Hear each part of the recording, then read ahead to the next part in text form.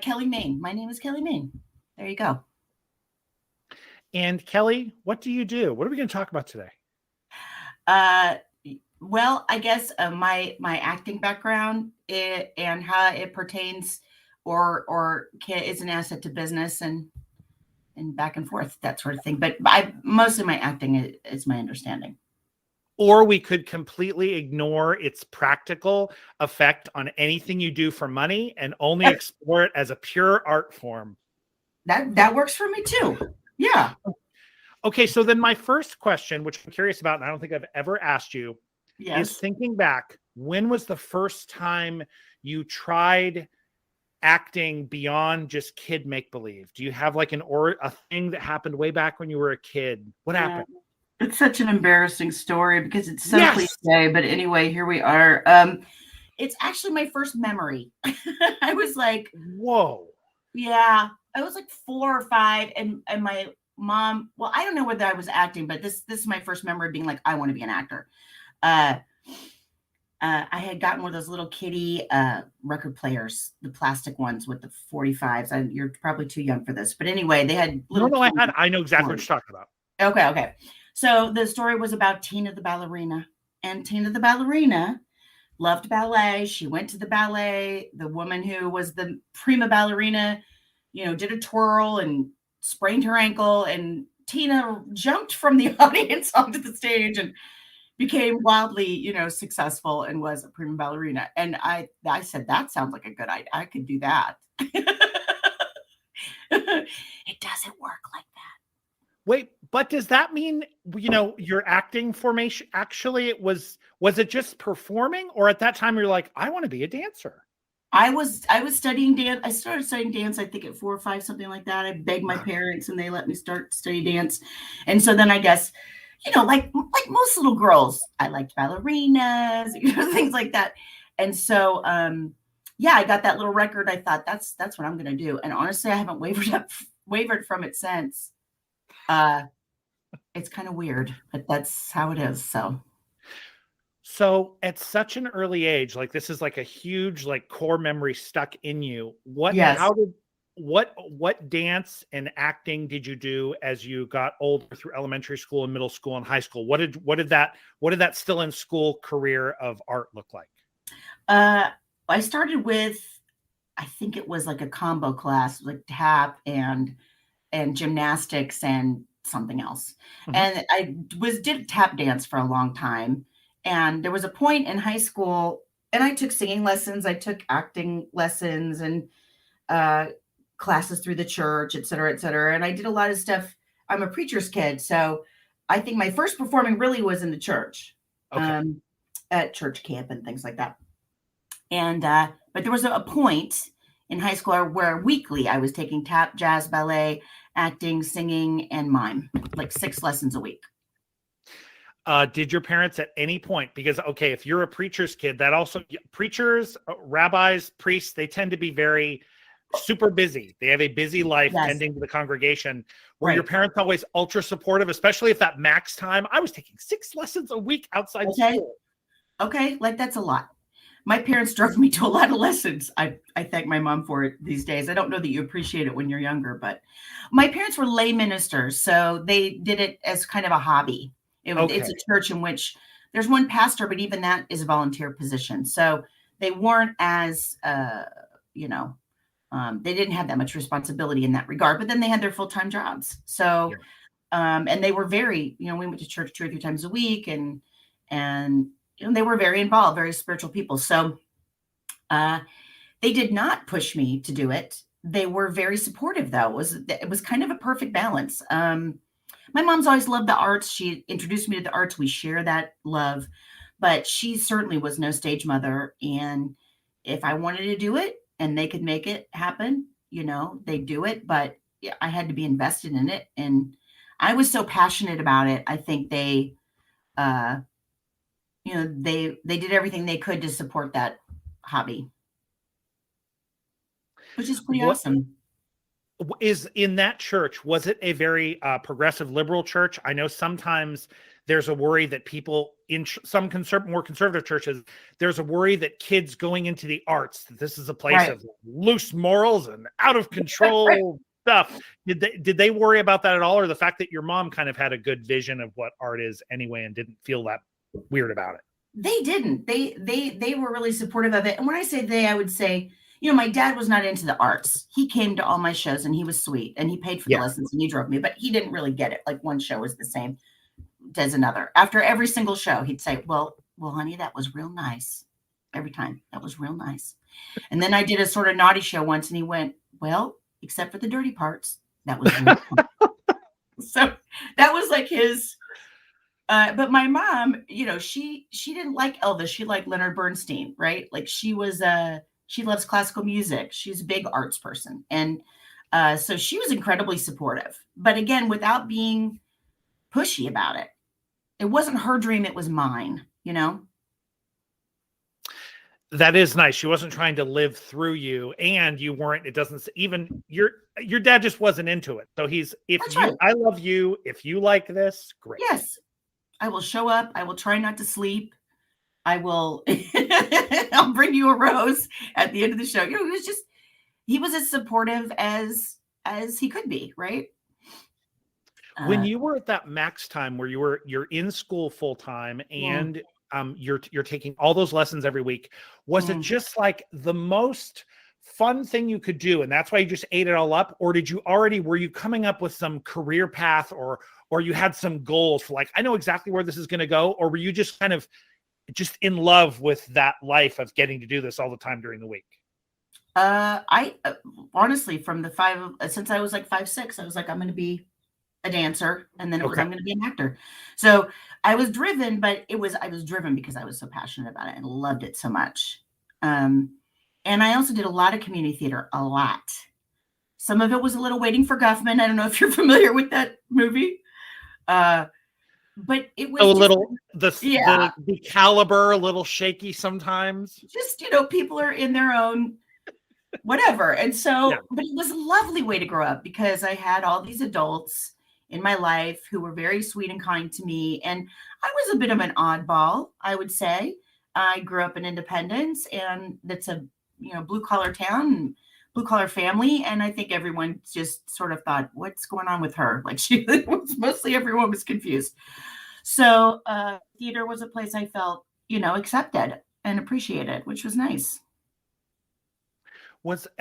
So it gave you a group to fit into, and you just loved the idea of it as a kid. As you sort of matured out of kind of being enamored of it as a kid and then becoming an adolescent, were there other ways that like fed you? Was there something about either performing in front of an audience or just dancing and doing the art? Like, which had more draw for you? I think performing in front of an audience, and I kind of moved from dance to acting because I did not have a dancer's body, and back then that was absolutely critical. And B, I found theater more interesting. I like the language of it. I like there's better storytelling, and I just found it more captivating. And it's really, I have to say, it's really fun to be on stage. I love it. It's pretty awesome. What is about it that's different than like in a regular job where you have a win one-on-one or you have a win with a small group? What is it about the experience of either soloing or doing together in front of an audience that feels good? I think it's the energy. I feel, for whatever reason, I think I'm a sympathetic person, and I do feel people's energy, and the energy from the audience is great. You're taking them on a trip. And when you feel them surrendering themselves to the play, not necessarily to you, but to the play, it feels really great to like take them on a ride. Okay. I love that you said, the energy of the play, like, even if you're kind of going up and doing a monologue, did you always feel like this isn't just me? There's always a playwright there, or there's always the stage people who put this together. Did you ever, I'm never alone. I'm participating in something here, but they're not just looking at me. 100%. Yeah. Okay. It's a weird trick in that it's you, but it's not you. Right? So it's like, you can be more honest as an actor about yourself in your work, because nobody knows what's I don't know what is informed by my personal life and what's informed by my research or my studying or my instincts or whatever. So it's pretty thrilling because you don't have to be yourself. You get to be somebody entirely different. And that's really fun, I think, and interesting. And I think it grows you in a way that other things can't. Are there particular roles at that time when you were going through middle school and high school and spending maybe a ton of time against, 6 outside lessons a week? Are there particular roles that really changed you during that time that you still think about? Like, that tweaked something in me and I changed after that. Yeah. I was, as I said, I was in dance. I was about 12 years old. I was starting to get interested in theater, and my mom saw in the paper they had an open call at Starlight for chorus, basically for a musical called Oliver. And it was a way for them it was a touring company that went from city to city. And so in order to not have to pay the greater extended chorus, they would just get local young people to volunteer, basically. Okay. Those interns, but it was a way to not pay actors is really what that comes down to. I just thought, okay, well, I'll go. It'll be fun. And I think I was number 244. So that's how many girls at least auditioned. And there were some after me. And there were 6 parts. And so I just didn't think anything of it. I thought it was a fun thing to do. Yeah. And they kept cutting everybody else and keeping me, cutting people and keeping me. And I kept being stepped behind. And it was just like astounding to me. And then I got a part at Starlight. That's the first show I was ever in that was like a professional show. Was at Starlight, which I think is crazy. Yeah. So that was an amazing time. I felt like, such a star, which of course is ridiculous. You couldn't even find me on the stage. I think at one point there were 60 people on the stage, right? And my whole church rented a bus and had like a potluck, and everybody rode the bus to Starlight, and they bought a whole block of seats. And then they were like, "Where is she?" They were supportive and sweet and kind, and I had a grand time. And also something else that happened was the guy who played Oliver was a professional actor from New York. He was on the tour, et cetera, et cetera. And we were there was about 12 of us that were preteens and early teens, and I had a little crush on him, and I imagine he had a little crush on me. And so I had my little first kiss, backstage. It was very romantic and glamorous. And I just thought, oh, this is it. This is what I'm going to do for the rest of my life. It ruined me. It really did. Never had a better theater experience since that 2 weeks. But anyway, a couple of years later, I'm watching TV and I see the guy. And it turned out to be Christian Slater. Wow. Isn't that weird? And you did not know, and only later on. He was just some actor from New York. Yeah, some 12-year-old actor from New York. I was taller than he was, Brendan, and you know how tall I am. Yes, he was. That must have been before whatever growth spurt he got later in adolescence or whatever. Okay. Yes, he was a very sweet little cherubic little boy. Okay.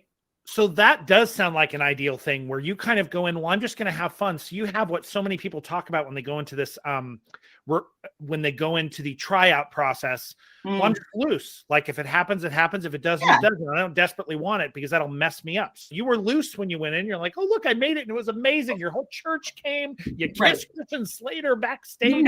Honey. The whole thing was amazing. So then one thing that turns people off with the arts oftentimes is the competition. So you have this amazing thing where you were loose, and then was there a point at which you said, oh, this spoiled me? How did that spoil you for the future of tryouts and the future of the kind of work you have to put into it? It absolutely spoiled me because it never went like that ever again. Never again. Okay. What was it more typically like? Ever since. I'm sorry. What was it more typically like? More typically you go, well, I lived in New York for 10 years. So for a long time I did cold calls Okay. in New York. And so you'd get up super early, you'd go and you'd get a spot, then you'd hang out until it was time for your spot. Could be hours in between. You had 1 minute, like out of 100 people, and then you don't hear from them again. That was pretty much my experience. But you were there. How much of that 10 years Oh. were you actively, daily, or weekly doing that? Yeah, I misspoke. I tried to be an actor for 10 years. I was there for 13 years. So I Okay. got my theater degree from NYU, and Uh-huh. that's where I started. And then after I graduated, I just was very tenaciously pursuing, being an actor. And so I was a receptionist, and my ex-husband and I were superintendents of a building. So I hauled the trash and mopped the floors. And, I had all those jobs that you're supposed to have when you're struggling Yeah. artiste, so to speak. It was thrilling. It was awesome, I have to say. And then it wasn't awesome. And so then I stopped doing it. But it was, how many people get to really pursue their dream, like really pursue it? Almost no, first of all, most people won't even start the thing because they look ahead and think, well, this is a hard thing. I don't think I'm Right. cut out for it, or I'm afraid of it. So they wouldn't even have started it. Would have bailed on those dance classes and that tap long ago. They would have quit from the community theater and said, look, I'm not going to be able to do this. They would have quit. Yeah. Well, I think that was actually part of my motivation was because I did do a lot of community theater and stuff as a kid, and I saw these adults who had a dream, but it was a dream unfulfilled. And so they were always sort of stuck. Um, or do you know much about Chekhov? I so much wanted to ask you about acting technique and your thoughts about that. So no, go ahead. Well, Chekhov was a writer, and Yeah. there's a play in which the characters spend the whole play going, "We're going to Moscow, we're going to Moscow," and then they just never go to Moscow. It's like waiting for Godot. They go, "We should leave," and then they just sit there. And so I feel like because I witnessed that as a young person, I thought, I need to figure out whether I can do this or not, so I can move on to something else if I can't. You know, um, so that was actually it was a react my doing it was a reaction to watching other people for whatever reason not do it. And so I can't feel anything but blessed because I got every advantage to do what I wanted to do. Before, during, and after, did you always have that? So in other words, when you were middle school, high school, college, when you started thinking about, you know what, I'm going to take advantage of this because I've seen people who've been around me and I've seen that they got stuck and I know Right. they wanted to try, but because of Right. either their circumstances, they didn't try. Did you always have that perspective, or is this perspective you have now because you're like me, a mature adult who's thought this through? Oh, I always had that perspective. Okay. I was doing shows with adults and going, yeah, I'm going to note to self, don't do that. And I guess it's why I auditioned for NYU. I had gone to MU for 2 years. I was in their theater program. Huh? It was going well, but I'd pretty much taken all the theater classes I could take, and I just really wanted a conservatory environment. And so I thought, well, I can either sit around and gripe, or I can audition for the craziest thing I could think of. And for me, the craziest thing I could think of was NYU. Yeah. So, my mom was a travel agent at the time, and I was dating the man who would become my husband and would become my ex-husband at the time. And the three of us went for this big audition. And at the time, it made one out of every 150 people who audition get into that program. So, it was definitely a long shot. And I did it mostly just to shut myself up. But I remember I had picked out my little outfit. I had my little wool, pants, pleated pants. And I was looking very sweet, Midwestern conservative girl, right? Yeah. And we walk into the audition and it's just a sea of emo. It's just like, everyone's got like black eyeliner on and they're all, and my mom turns to me, she goes, "We got to buy you something new to wear." And she was literally wanted us to leave and buy an outfit and come back. And I was like, no, this is who I am. This is me, right? Like if I belong, they're going to recognize that. If I don't, I'll do something else. So there I was in my cute little mint green limited top. Now I know you from working in sales, and now I kind of I am amazed. I will tell you, I do not, and have never had that kind of confidence where I could go do that where I can be myself, but internally I have to fight in there. And it sounds like you were the one other people are like, no, let's change. Let's go get you changed. Yeah. Like, no, I don't want to. Where Yeah. the heck where did that confidence come from? Were you born with that? I think so. And I know this because my son has that aspect of my personality, and it's just baked in him. And he is the most confident. And I don't know where it comes from. My dad was like that too. Where they're just, I mean, it's a false confidence sometimes. I think the way that I'm shy is I'm confident. That's actually more accurate. If I'm in a position where I'm feeling self-conscious, instead of pulling in, I push out. But it comes from the same place. That makes sense. How did your confidence feel? So you get into NYU. I mean, again, it's a long shot. It feels like that time you're like, well, maybe I'll get into the Oliver course, maybe I won't, but either way, whatever. Right, exactly. And you do get in and you go. What was that experience like? And did it help your confidence, or did you get whacked around because now you're kind of competing with a new class of kid? Yeah, that's a good question. I don't know that it ever hurt my confidence, but it was hard. Like the teachers were really hard. One of my teachers finally got fired because she grabbed a student by the hair and drug her across the stage. That's how she finally got fired. So it was like, it's almost like football coaches, right? They tear you down and then they build you back up. Right. So it wasn't nice anymore. That's for sure.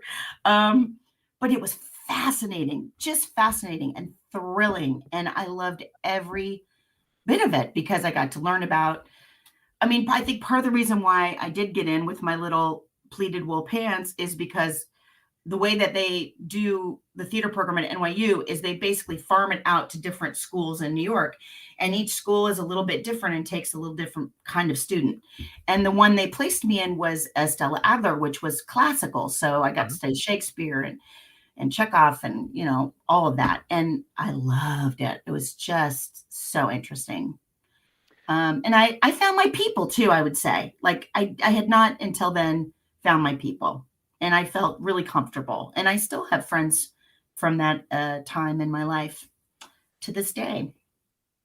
None of them are actors, ironically, but but they are using what they've learned in other ways. They are actually. One's doing like works for a theater in the education wing, and another's doing like drama therapy. And I have a few, not my dear super close friends, but I have friends that I see on TV all the time. And that is fun to be like, oh, hey, look, it's so-and-so. Yeah. But yeah. In the way you had kind of outward sympathy and noticed those people, you could see people who were stuck as you were getting, and you're like, well, I don't want to get stuck that way.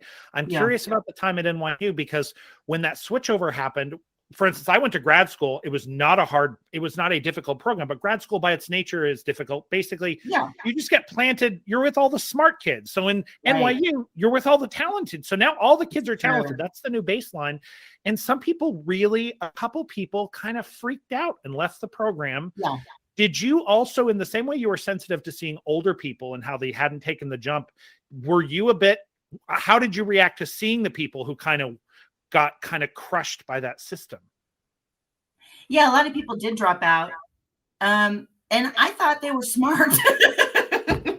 I was like, I wish I wasn't addicted to this thing.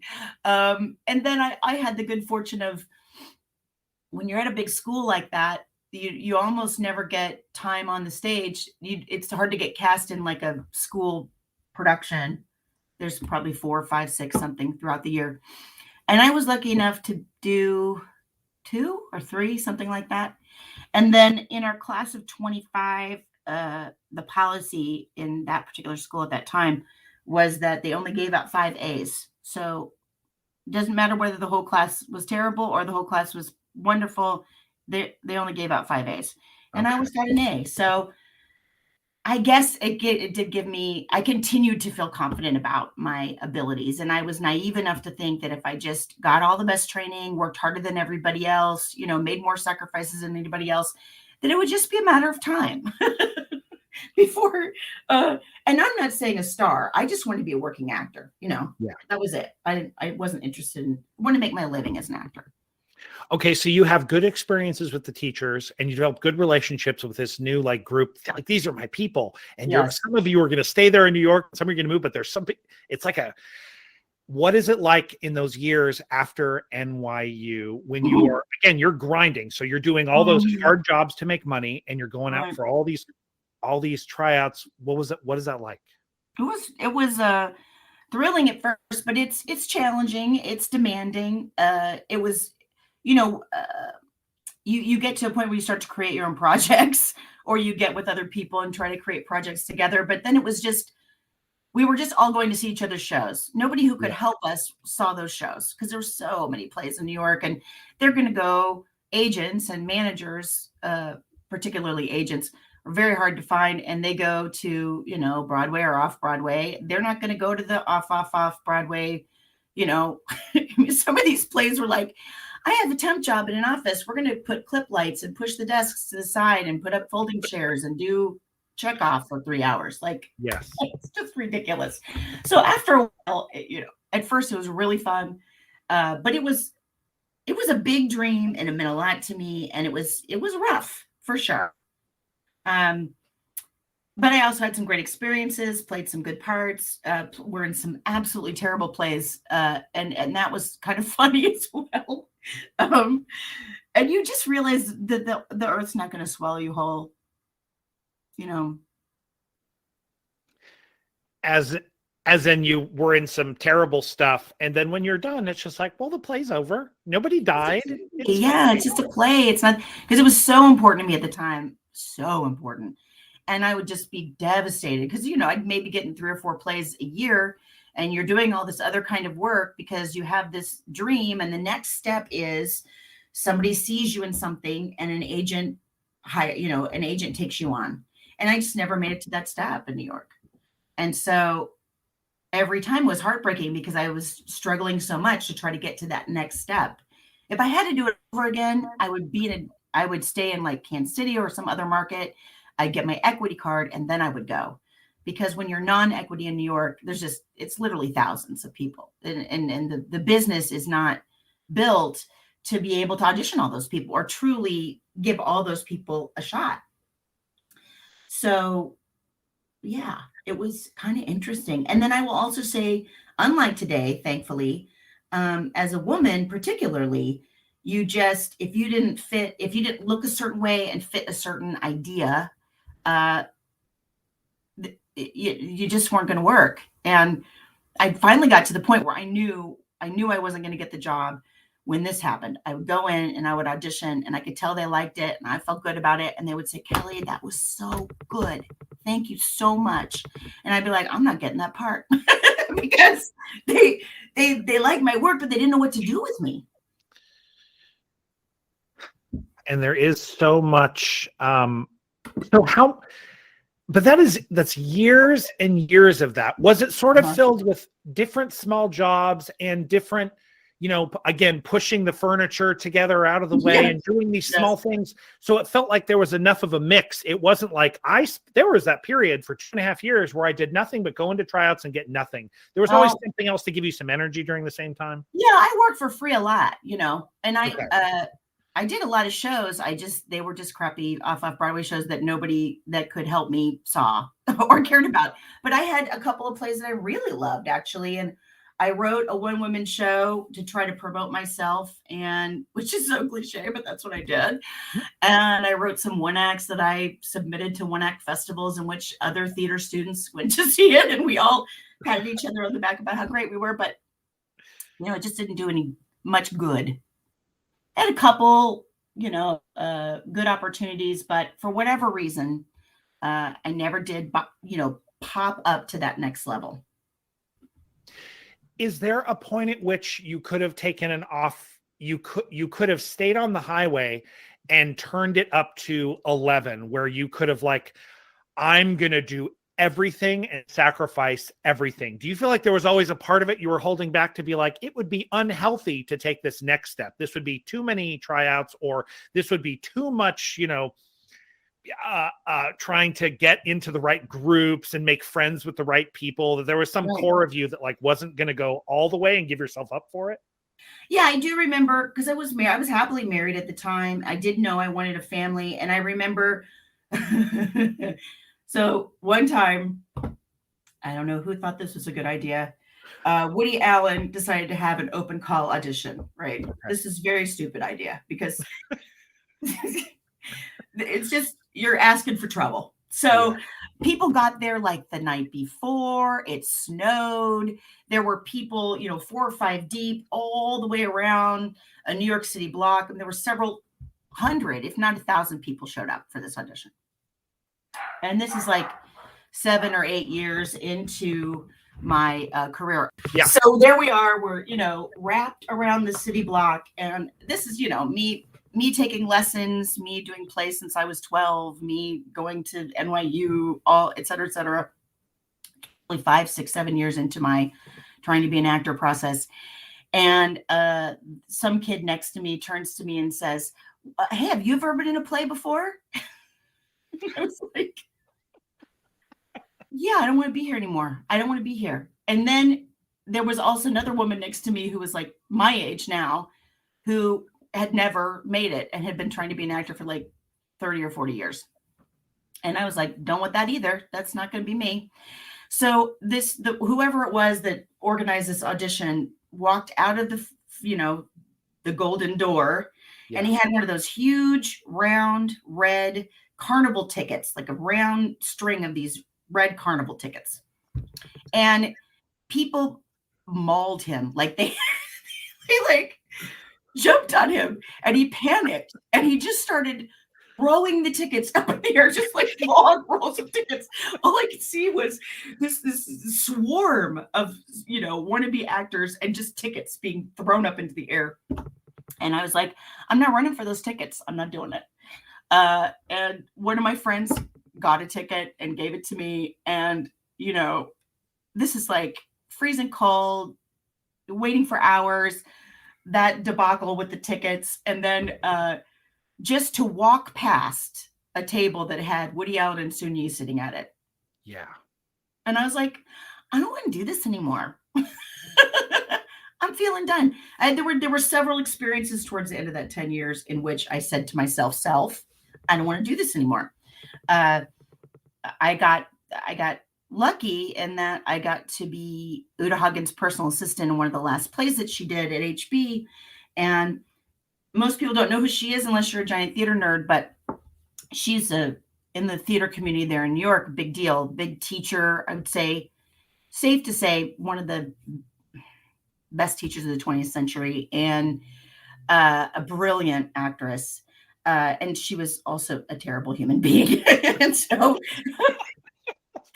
that was not fun either, I have to say. I did not enjoy that. So for free again, with no money, I'm her assistant, which means she had this foster dog, or not a foster dog, a rescue dog, a little poodle, and it had to be with her all the time. So in rehearsals, I was responsible for, and the dog's name was GB for George Bernard Shaw, GB. I had to have GB's pillow. I had to have GB, and make sure GB was good while being on book, which means that you're following along in case somebody forgets their lines, and then you can feed them their line. And GB was a sweet dog, but devoted to her. And she was such a brilliant actress. It was really hard to tell when she was acting, when she wasn't, because she really was amazing. Right. So if it was a play in which there was drama and her character was upset, GB would start to get upset. So GB would start to whine and growl and bark. And I had to be on book while holding GB's mouth in the theater and thinking, why am I doing this? I went to college for this. What's happening? But it was a gift to get to watch her through the whole rehearsal process, through the table read, how she worked with the playwright and the director. But she typically, when you go up on lines, you call line. That's a universal standard, right? When you're in rehearsal. Sure. She refused to do that because that brought her out of her character. So, and that's fine. But and because she was so brilliant, and her performance was never the same twice. She would pause, and I didn't know whether she was acting or whether she didn't know her line. Then she'd scream Right. at me, give me my line, and I'm like, oh, okay, and holding GB's mouth and trying to find the line. It was just like, this is just insanity. This is crazy time. And then I was there for the audition process for, it was a play with an older woman and a younger woman, and I was there for the audition process, and I devoted myself to that studio because I felt like they were at least they would be able to say, okay, Kelly doesn't fit this ideal of the way a woman should look, but she's, they would value the work and the technique. And at the audition, it was just a parade of talented and trained, really hot girls.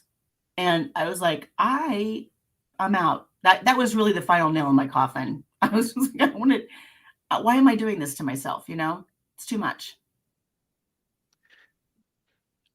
Do you remember as much of that closing the door on New York and moving away as much as you remember the start? Are they both strong memories, or is it the start and all that experience, and then did you just sort of drift from New York? That's a good question. I think that was the end of me wanting to be a professional actor, but I was always going to live in New York. I loved living in New York. And so I got into sales. That's when I got my first sales job. I did sales for a couple of years, and then I got pregnant with my oldest son and became a full-time mom. That's an adventure in New York City, because they don't have those in New York City. They just have nannies. Right. And actually, I remember the moment I decided my ex-husband and I, we'd been considering moving back to Kansas City because we were both from here. Our families were here. And I remember the moment in which I realized it was time to go. And it was when I was, I took my baby, toddler son to this YMCA mommy and me class or something. And it was me and all the nannies, right? So there was a Halloween party that I got invited to. And I thought, oh, that's nice. That's exciting. I'll get to actually meet the parents of these kids. And it was a costume party. And I thought, well, I'm going to kill with this costume because it's a room full of people with toddlers, like people who have babies and toddlers. And you're a parent, you know how hard that time is. So I was a new mom. I had like vomit in my hair, and it was all, stuck out all over the place. And I had 2 different shoes on and vomit on my shirt. And I was holding like a breast pump. I thought, this is going to be awesome. Dark circles under my eyes. People are going to think it's hilarious. So I show up to the front door, bye-bye, in my costume. And there's this perfectly coiffed, I imagine, partner in a law firm mother. And she's just really confused. And she just thinks I'm having a very bad day. She's really sweet to me. She ushers me in. She has the head tilt and the soft voice. Oh, how are you? And because none of these parents raised their own children. None of them. Right. They didn't lose sleep. They were working 80, 60 hours a week in a high power job to be able to afford their 1-bedroom apartment. Just like, I remember I walked to the back of the party, and the superintendent's wife was there at the party, and she took one look at me and she started laughing her ass off. And I thought, it's time to go. These are not my people. It's time to go home. So yeah, it's funny how those things happen. They just kind of cement what you've been suspecting for a minute. So all the time in the dance and the music and the acting and the reading and the language, how does that manifest in your life post New York, when you and your husband at the time decided, hey, we're going to move back to where we have family?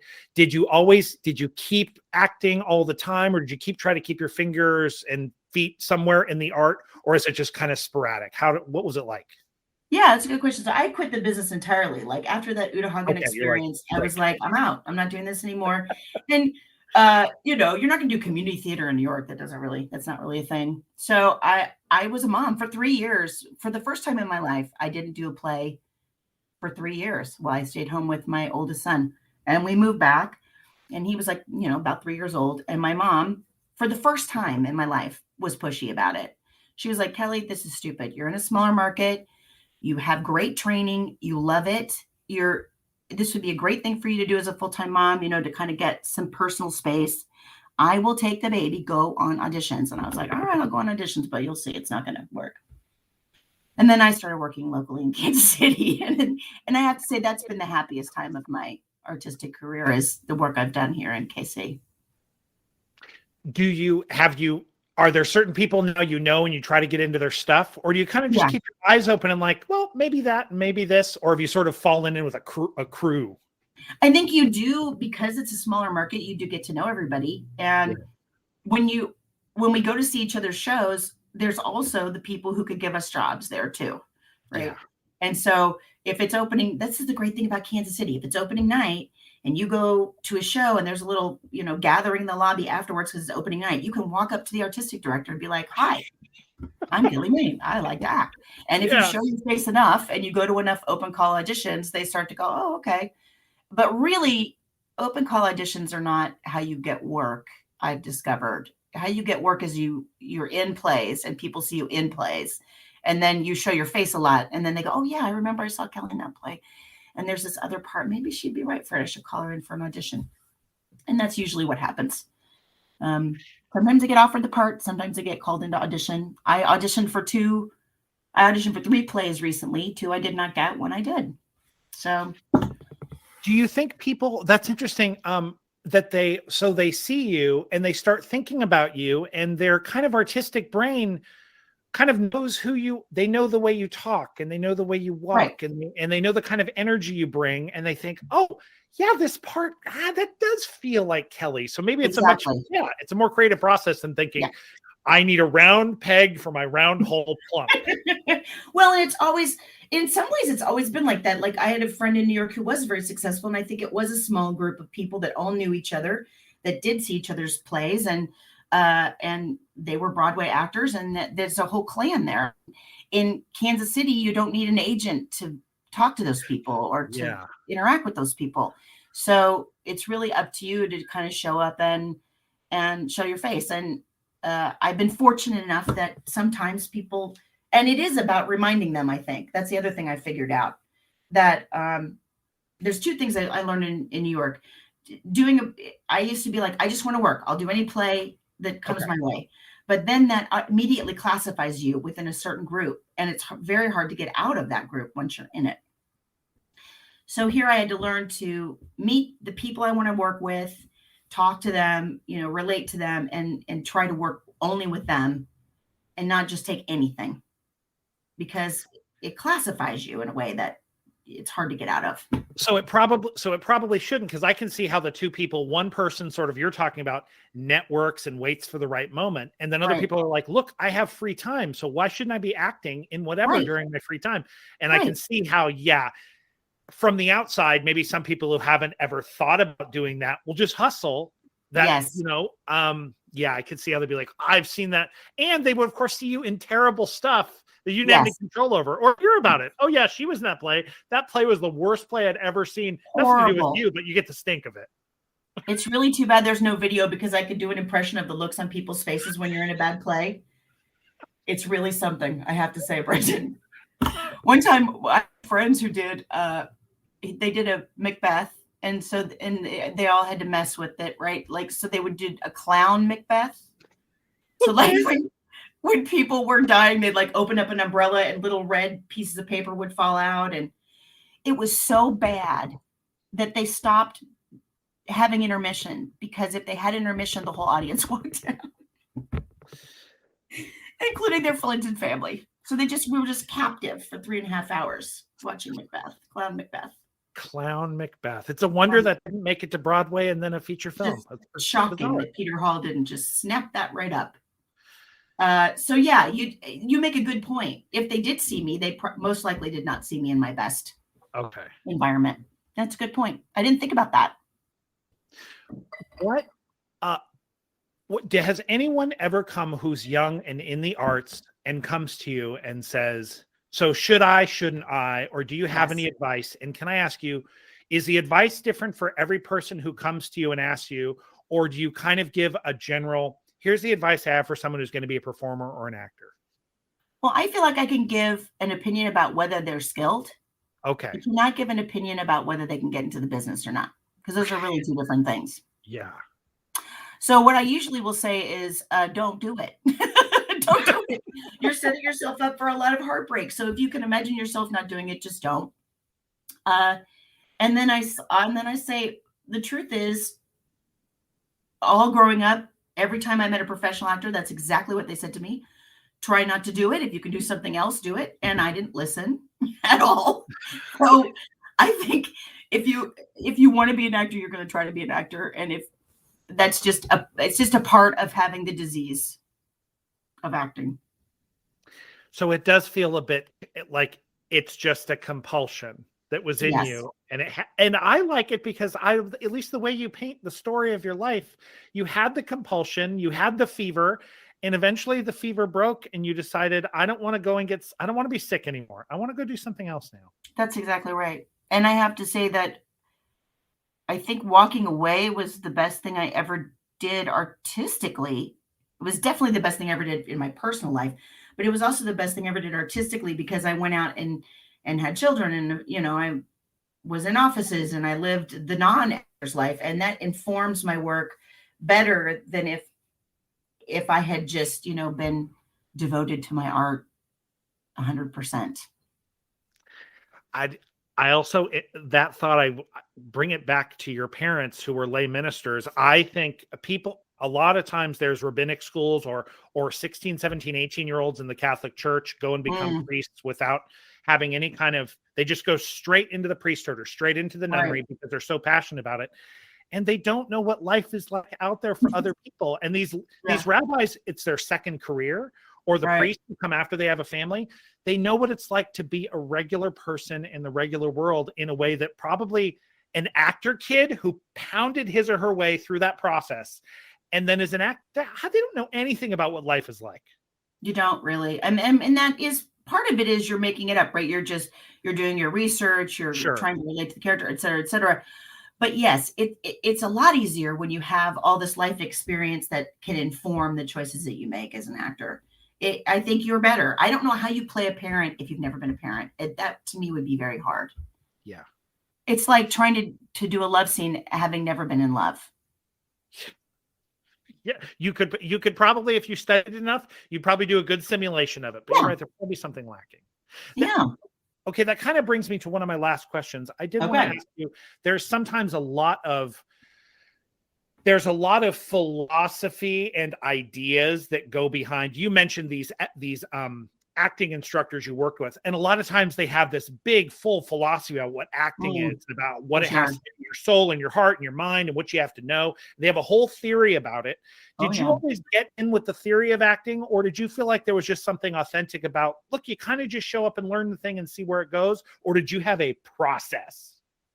I studied with people who had a process, and when I studied with them, I chose to devote myself 100% to their process. Because I feel like once I'm done with that particular teacher, I'll go to another teacher. I'll study how they do it, and another, and I'll study how they do it. And then I'll just kind of pick and choose from them what works for me. I never really understood students who went into because it is ridiculously clannish. At least back in the day, it was when I was there. There was Strasberg, there was Adler's, there was this, there was that. Everybody was very almost like they had religion, right? Like the difference between Catholics and Baptists, right? So, and I just never understood that. I thought, you're here. Just give yourself to it and then figure out what works. Okay, so you didn't overthink the thinking, which I think happened with some of these schools. Well, you do. You immerse yourself in it. And when you immerse yourself in it, you overthink it to death. There's nothing more tedious than being at a party with a bunch of actors. They talk about process, and it's so annoying. My poor husband, I swear to God, I'm probably divorced because he had to sit through way too many of those parties. So we talk about it incessantly. We think about it incessantly. It's ridiculous. But I think then you have to let it go and say, okay, well, what did I learn from that process? And that's really the fun part, because that's what you contribute as an actor. You contribute your point of view, and you contribute your choices within the structure of the play. Where is your acting and art going from here? What do you did mention? Yeah, I did I tried out for 3 and got 1. So it sounds like you're over each year. You're probably doing some acting stuff. Where is your art and acting going? That's a really good question, Brent. It doesn't have to be going anywhere. I'm not setting you up to like laying it out. It is the same uncertainty since I was 12 years old. It's the same. You hope that I'm starting to age into a certain type now, which is good. But there are less, as you are in your 50s and 60s, there are less parts than when you're in your 30s and 40s. I'm doing a Fringe Festival show this summer, and I'm playing a villain, which I never get to play villains. I always play nurses, nannies, maids, mothers, all the helping professions, right? Okay. But this time I get to play a villain, so that'll be fun. But I don't have a clue. It's entirely possible I'll never work again. It's entirely possible I'll do some really great stuff. And I guess that's the fun of it as a hobby. It's not the fun of it as a profession, but it is the fun of it as a hobby. That it can kind of go do something for a season, or it can not do something for a season, and it's fine. Yeah, exactly. And with the pandemic, obviously, I haven't worked in a couple of years. This is another stretch of time that I haven't worked at all. But I did start that business, that performing business. So where we delivered live performance to people's driveways. Yes. Which is no longer, because it was really a good pandemic business, but it would need a lot more to have legs long term. I like all drug addicts, I couldn't give it up. I had to do it somehow. Oh yeah, and this was the one you were basically getting people, hey, you get enough people together in your neighborhood or whatever for your business, right, and we'll all show up outdoors and we'll do a performance. Yes. Yeah. Or it was an anniversary, special anniversary, just a couple. It would be a huge variety of different audiences, but it was all outdoors and masked and distanced, and it was awesome. If anything has ever taught me the power of live theater, it's that, because people needed it so badly. They just came out of their houses like they were magnetically drawn to the edge of their yards, and just we need it. We need to sit in the theater, whether it's a movie theater or a theater or a concert hall or what. We need to sit together and experience things. Have any of your children or other people in your family you're close to, have they also wanted to go into the arts?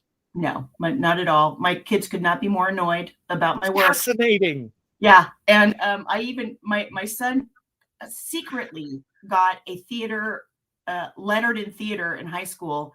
I didn't find out he was doing the tech stuff because he had a crush on a girl. Yeah. And so he did like 2 shows where he was the tech, and he was very secretive about it, and he didn't want advice, and he didn't want me to talk to him about it. It's really annoying. So annoying. And he when he was like 9, I had brought him along to an audition at my agent's office, and they said, we don't have a lot of kids that age, boys, and would he be interested in auditioning for commercials? I was like, no, he's not into that. And they said, well, bring him in. I said, well, okay, I'll ask him. And I asked him. He said, sure. So I brought him in, and she said, does he act? Does he sing? Does he dance? I was like, he doesn't do any of that stuff. He's just a kid. He said, okay. So they took him to the other room. I'm sitting in the lobby. She comes out. She goes, I thought you told me he couldn't sing. I said, he doesn't sing. She said, well, he sang like a bird for me.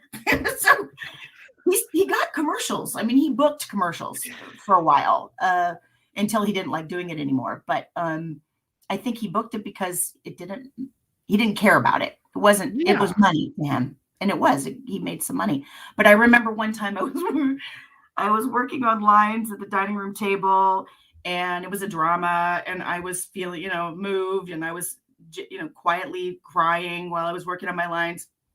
And he walked by into the dining room, and he stopped, and he looked at me, and he said, are you crying again? So yeah, they are not impressed in any way. I love, it's one of my favorite things. The kid just doesn't care about what you do, and they naturally shouldn't, because they're separating from you as they grow up. That's correct. It's the most beautiful thing. It's the ultimate humility. I love it. It is. And it's also a sign that you're doing your job. Like, only in parenting would success mean that you get completely rejected and punished. Right. Only in parenting. Yeah. Luckily, I have 2 great kids, and they have their own paths, and they're doing amazing things. And I'm crazy proud of them. And I'm secretly really happy they decided not to be actors.